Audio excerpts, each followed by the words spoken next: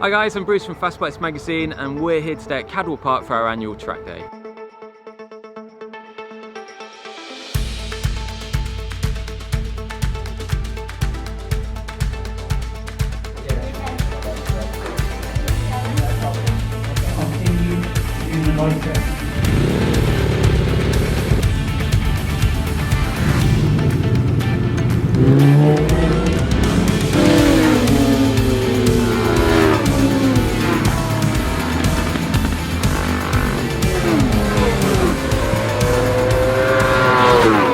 We get asked loads of questions online in the magazine about track days, so how they work, how to get the most out of yours, what you need to know, what you shouldn't do, what you should do. So today I'm going to try and give you a bit of a tutorial as to how we think they work best. So first off, we've got the briefing, so we're going to go in there, learn about all the flags, which way the track goes, all that kind of stuff, so come in there and join us.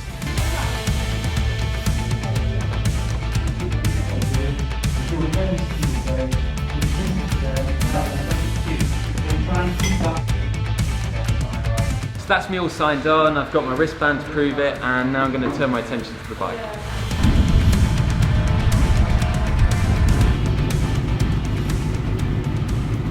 Okay, so I'm just giving the bike a quick check over. Obviously it's a nice sunny day today, so I want some dry tyres in, checking my brake pads, still got plenty of meat there. So I'm going to get these changed, so just adjusted my chain, changed my gearing for the track. You might not need to do that if you're not that bothered about lap times or anything like that. If you just want to be chilled out and have a nice run around, there's no point in going to that extent. But checking your bike over is vital. So give it a good half hour, check everything, make sure you're happy, you're confident, and especially make sure that your brakes are working, both front and rear, because you will be needing them. So if you are new to track days, don't be afraid to ask your mates who've maybe done one before if they'll come along with you. Even if they just come along as an extra pair of hands, it just makes the day a lot easier, takes the pressure out of the equation. So get on the phone, give them a shout and get them out there with you. This is an essential tool on a track day. So a simple tyre pressure gauge. Don't go for a really cheap one, make sure you've got something you can depend on. Getting your tyre pressures right on a track day is crucial. If you get them wrong, your tyres can't work how they're meant to, and the bike can be unstable or you can compromise grip, so it's really important that you get your pressures correct.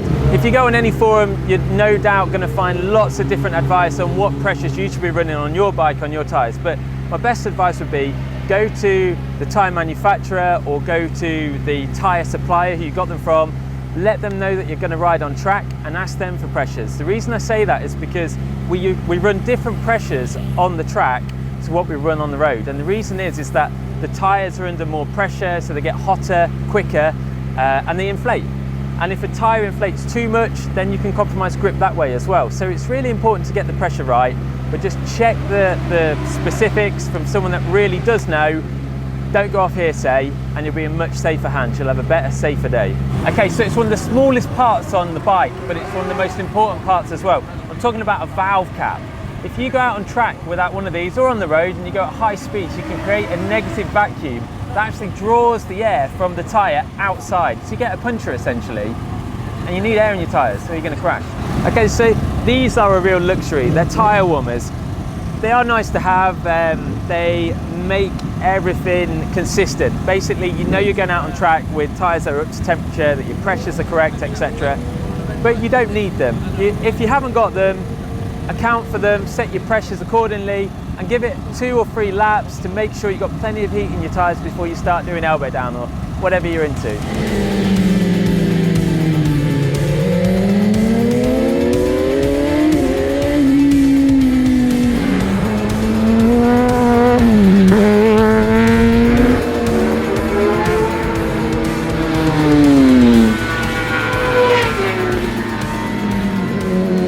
Lunchtime, the most important part of any track day, because you're out there and you're burning off so much energy.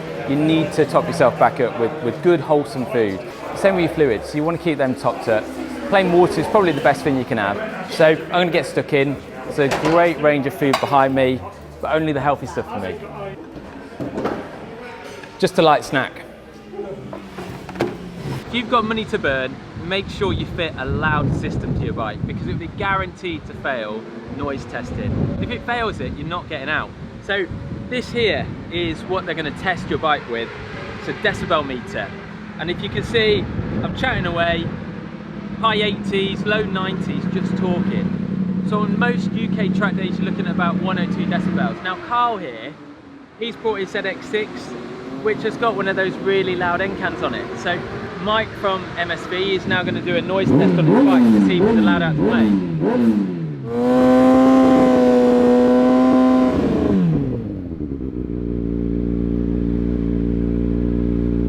Just failed. Yeah, I think it's time for Carl to go home basically. So one of the main things we get asked quite a lot is what kit should you wear on a track day?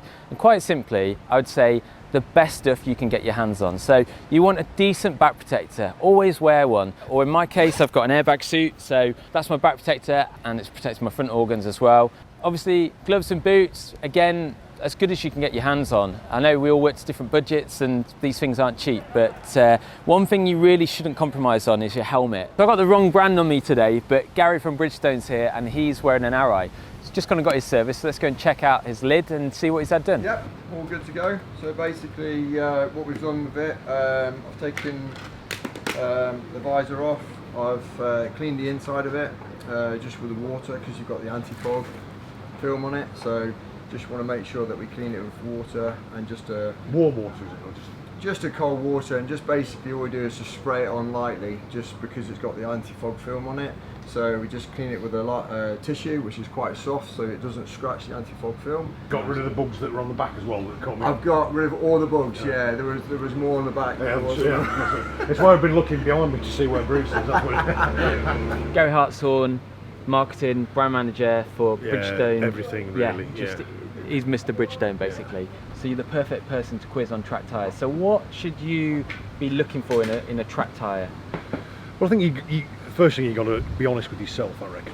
And you know, whatever group you're in, whether you're in the novices, the inters, or the fast group, if you're in the novices, then just go out on good road tyres.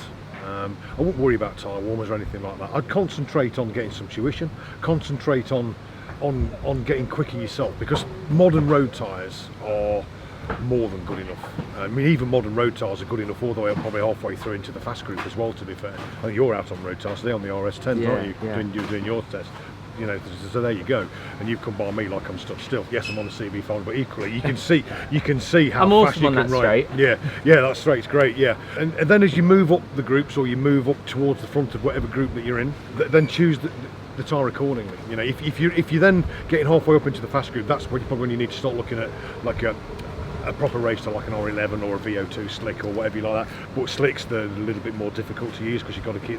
Today's like today when the track temperature's high, slicks are fine. But if you beginning of the year or the end of the year, just use treaded tyres. How do you make your tyres last on track? If you've got track tyres, try and reduce the number of heat cycles that they go through. Before you start gassing to your mains, just get yourself into a routine. Get your paddock stands on, get your tyre warmers on, make sure that everything's at the right temperature before you go out. I'm with Mark, who's been booked on for today's track day, and I just wanted to really have a bit of a catch up. Are you having a good time? Fabulous. So I've not been out on track for quite some time now, so today's all about learning, one, the circuit, two, try and find and keep building the confidence, learning the track every session and try and just keep pushing a little bit further and get a bit faster each time. So why do you do track days? Bikes are getting more and more powerful all the time, so it's the only place where really you can do it safely and also in a controlled environment, I guess, because the track days are very well run. You're with a bunch of like-minded people, so you feel a lot safer around these guys because everybody's got experience to a degree, and so by being out there they kind of look after themselves, and so do we. So for me, I feel safer being out on track than I do riding something that ballistic on the road. So It makes good sense. Have you got any advice for the track day riders? bike preparation, really. It's all about checking that your bike's fine, not just for your own safety, but for everybody else who's around you, really. So I think bike preparation is the key to making sure that it's reliable and so forth. So that's the end of our Fast Bikes track day. We've had a corker of a time. Hopefully this video has been of help to you with all the tips and techniques we try to put across. But if you've got any further questions about getting on your first track day or making the most of it, get in touch, drop us a line and we'll do our best to answer them.